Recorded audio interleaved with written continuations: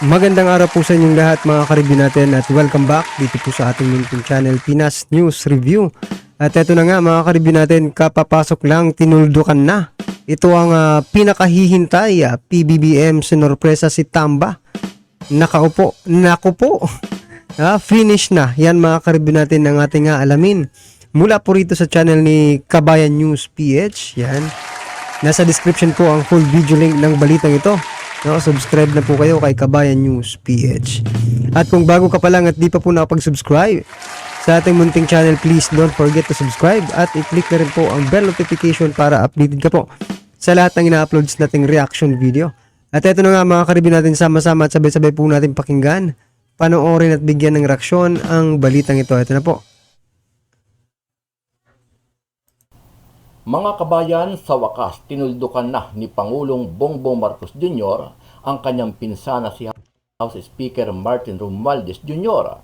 Ito ay matapos magsalita kahapon at pahintuin ang People's Initiative o Chacha na kapakanan ng Kamara kung saan ay asapilitang pinapapirma ang publiko kapalit ang pera o ayuda. Ito ang ibinunyag ni Senate President Mig Zubiri kung saan ay nag-usap sila ng Pangulong Bongbong Marcos Jr. kaugnay dito. Sumang-ayon ang Pangulo na ang People's Initiative ay pagmumulan ng divisyon sa ating bansa. Kaya, napagkasunduan namin na pangunahan na lamang ng Senado ang pagsusuri ng mga probisyon pang-ekonomiya ng konstitusyon. Samantala, ikinatuwa naman ni Senator Amy Marcos ang naging desisyon ng kanyang kapatid at Pangulo ng Bansa kung saan ay sinabi ng presidential sister na tigilan na ng Speaker of the House ang kanilang agenda, sa halip ay tutukan na lamang ang problema ng bayan. Siyempre, sa Congress, kakausapin, hindi ko naman babatukan, si Speaker naman, kung sana, kung galing ba kay Speaker, kung galing kung kanino dyan sa liderato ng Congress, tigilan muna yan, tutok muna tayo sa problema ng tao. Kinakabahan pa rin ako. It doesn't generate any confidence, at least on my part, that there will be a limitation to a mere 3 provisions. Baka masingitan na naman kami kasi hindi kami nag-iisip ng pasingit-singit, papuslit-puslit. Ay naku, nakaka-nervous talaga. Dahil sa naging hakbang at desisyon ng Pangulo, ikinatuwa at nagpasalamat ang mga Duterte supporter, partikular si Atty. Harry Roque. Sabi ni Roque, dapat noon pa ay nagsalita na si PBBM kaugnay sa controversial na People's Initiative na pinangunahan ng kanyang pinsan na si Speaker Martin Romualdez. So sa pangalawang pagkakataon, nagsalita ang BBM na pigil ang kagustuhan ng presidential insan, si House Speaker Ferdinand Martin Romualdez. Ano ibig sabihin yan? Pwede naman pala magsalita ang presidente laban sa insan. Bakit hindi pa ginawa mas maaga? Ang problema, tama. Eto lang mga karibyo natin, no. Kawawa naman pala itong si Speaker Romualdez, no, mga karibyo natin, no. Kasi parang siya yung nagiging sangkalan, di ba? Siya ang ginagawang sisihan, yan, ha. Kasi sinasabi po ng iba na alam po ito ng ating Pangulo, mga karibyo natin. Ngayon kung alam, bakit ganito, di ba? No, pero this is good mga karibyo natin na nagsalita na po, no? Nagsimula na pong magsalita. Yan na, parang ngayon lang nagsalita na po ang ating mahal na Pangulo, mga karibyo natin, patungkol po dito sa People's Initiative na ginagawa ni Speaker Romualdez, no? Yan, so palpal naman po itong si Speaker Romualdez. Well, anyway, abang-abangan lang po natin, baka magbago pang isip ng ating, di ba? Kasi minsan kasi, di ba? Decision na di ba?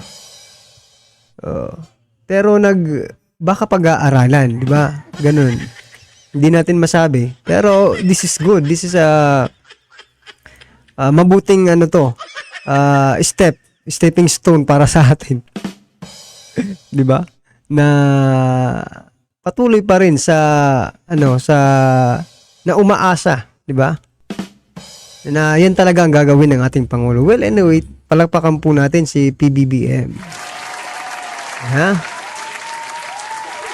tama naman si Presidente. Masyadong divisive, masyadong nagiging hiwa-hiwalay tayo dito sa proposal ng bribery initiative. Sana nagsisimula pa lang, he nipped it in the bud na. Nagsalita na siya na itigil yan. At walang kwenta yan. Dahil ako'y naging senador din. Hindi ako papayag na mabuwag ang Senado. Ano ang masasabi mo dito, kabayan? Ito na kaya ang tuluyang magpapabagsak sa pagiging gahaman at pang-aabuso sa kapangyarihan ni Speaker Martin Romualdez? Sama-sama natin panuorin ang buong video at pakikomment nyo po ang inyong mga reaksyon at sariling opinyon. Pero bago yan, muli po ako nag-iimbita sa mga hindi pa po nakasubscribe sa ating channel na Kabayan News PH, pakipindot po ang subscribe button. Oy nga pala mga karibin natin, congratulations ha? Doon po sa loan better. Yan ha, nanalo na naman po, may nanalo na naman po sa loto. Mga karibin natin, 600 million plus ang napanalunan. Yan ha. Congratulations po sa inyo. Marami pong nagko-comment doon sa ano. Pero wag na lang nating basahin dito, no?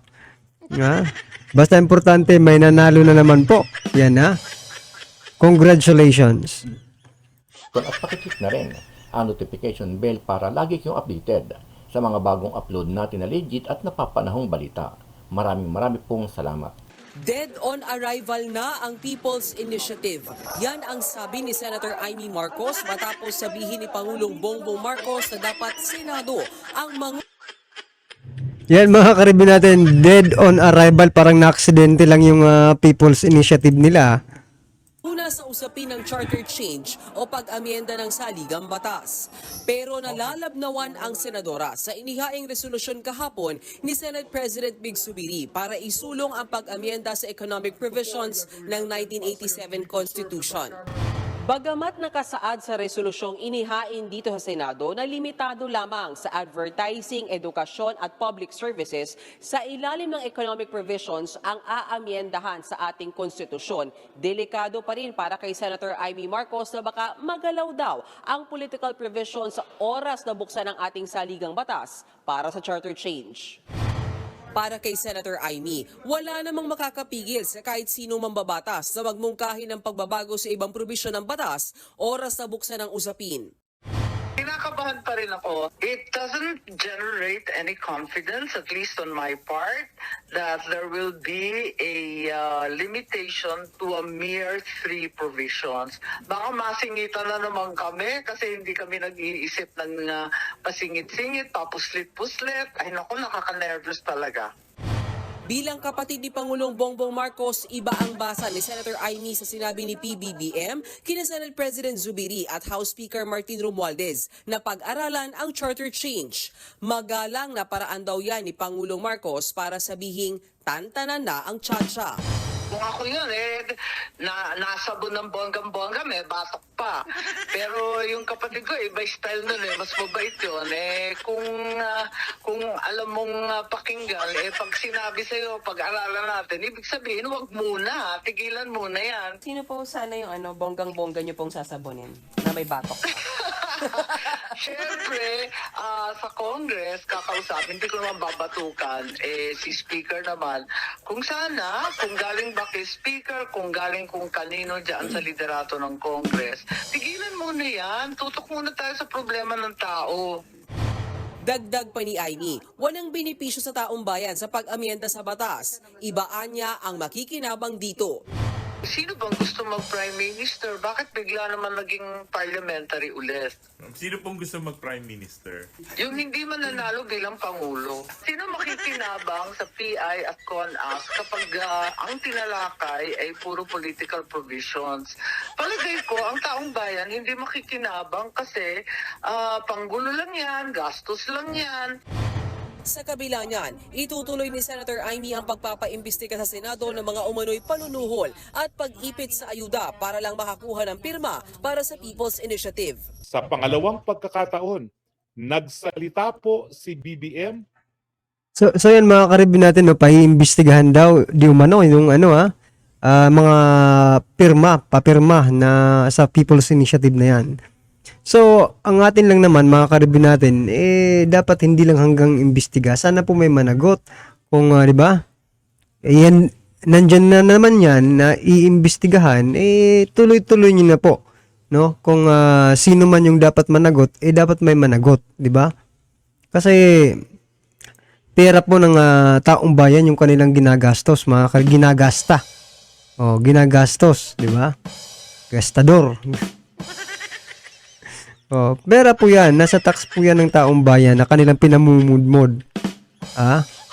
Okay lang kasi sa taong bayan din naman na napupunta. Kaso lang mga ka-review natin, may may personal interest, no? Yung may kapalit na personal interest, yung kanilang yung kanilang pagbibigay ng ayuda, di ba? At saka yan, nagsalita na po ang ating Pangulo, tumigil na po kayo dyan sa Kongreso. Mahiya naman po kayo. Taliwas sa kanyang presidential insan si House Speaker Ferdinand Martin Romualdez. Kailan ba yung una? Well, yung una po, nung nagsisimula na yung impeachment laban kay Inday Sara. Nagsalita si PBBM, huwag niyong impeach si Sara, hindi karapat-dapat at hindi dapat ma-impeach si Inday Sara. Ngayon naman po, itong bribery initiative, yung pag-aamenda ng saligang batas sa pamamagitan po ng pag-amenda ng probisyon ng saligang batas sa Constituent Assembly na magkakaroon ng joint voting na mawalan ng boses ang mga senador. Kasi kapag separate voting po, gaya ng pagsasa batas, syempre, yung 24 magbubutuhan kung anong majority yun ang boto ng Senado at yung Kongreso naman, yung 318, magbubutuhan kung ano yung boto ng mayorya sa 318 na mga mambabata sa mababang kapulungan, yun ang desisyon. So, nagsalita ang PBBM. Masyadong divisive. Masyadong maghahati-hati sa taong bayan. Unang-una. Pangalawa, siya'y naging senador din. Hindi siya papayag na mabuwag ang Senado. Dahil nung minsan, siya'y naging senador din. Kaya ang sabi niya, Senado, kayo na ang gumawa ng mga proposals para maamidahan yung mga economic provisions. At ang pagkakaintindi ko kay Senate President Zubiri, baka nga hindi na kinakailangan ng pag-amenda ng saligang batas. Baka ordinaryong batas, pwede na yan. Dahil tignan nyo naman, yung Public Service Act natin na amendahan at yung telecoms na dati bawal ang mga dayuhan, mamuhunan, ay pwede na. So sa pangalawang pagkakataon, nagsalita ang BBM na pigil ang kagustuhan ng presidential insan si House Speaker Ferdinand Martin Romualdez. Ano ibig sabihin yan? Pwede naman pala magsalita ang presidente laban sa insan. Bakit hindi pa ginawa mas maaga? Ang problema, tama naman si presidente. Masyadong divisive, masyadong nagiging hiwa-hiwalay tayo dito sa proposal ng bribery initiative. Sana nagsisimula pa lang, he nipped it in the bud na. Nagsalita na siya na itigil yan. At walang kwenta yan. Dahil ako'y naging senador din. Hindi ako papayag na mabuwag ang Senado. Gaya ng ginawa niya dun sa impeachment complaint na alam ko naman isusulong talaga yun ng Kamara. Dahil galit na galit ang Speaker Romualdez dun sa parang pangalawang pagkakataon na ininsulto siya. Una, yung pagtawag sa tambaluslos. Yung pangalawa, yung inisnab siya nung dumating si Presidente galing sa Apex sa Amerika. Kitang-kita na lahat na isnab siya. Although ako naman, sinasabi ko, at sasabihin ko naman kay BP Sara yan, sana wag na ganun para hindi na lumaki yung mga petty na mga galit na ganyan. Kita mo yung petty na ganyan, kamuntik na siyang ma-impeach. Mantakin nyo. Tapatan lang dahil naman kay Speaker, mukhang nawasak na ang unit team. Anong sabi ni Presidential na special ni SAP, Amy Marcos, super ate ni Presidente, talagang nagtampo sa kanya si House Speaker dahil kinampihan niya ang mga Duterte. Dahil galit nga si Speaker sa mga Duterte. Ano ibig sabihin yan? Malinaw na nagsimula dun sa hidwaan sa panig ng Marcos at Duterte, si House Speaker din. So yan mga karibin natin, may mga naniniwala pa rin na parang sinasabi nila na ito daw po ay isang drama lang. No? Drama lang daw ito mga karibin natin para, di ba? Kung lumusot, okay. Kung hindi, di ba? Hindi magdrama na lang sila. Sa palagay nyo, kayo po ba naniniwala na, di ba? ito personal na opinion lang mga ka-review natin ha. Lahat naman tayo ay entitled sa kanya-kanyang opinion. At ito po ang opinion ko mga ka-review natin. So, naisip ko lang kasi dapat nung una pa lang nagsalita na po si PBBM, di ba? Nung pagputok pa lang ng issue dyan sa People's Initiative na yan, no? Nagsalita na dapat nung unang arangkada pa lang. Oops, wag niyo yung gawin kasi hindi yan yung priority natin, di ba? Pero bakit hinintay pa na talagang mag-sink in muna sa lahat ng tao, no? Ng mga Pilipino. Lahat sa ating lahat, mag-sink in muna sa ating lahat. Na ganito pala yung gagawin nila, no? Diyan sa People's Initiative na yan.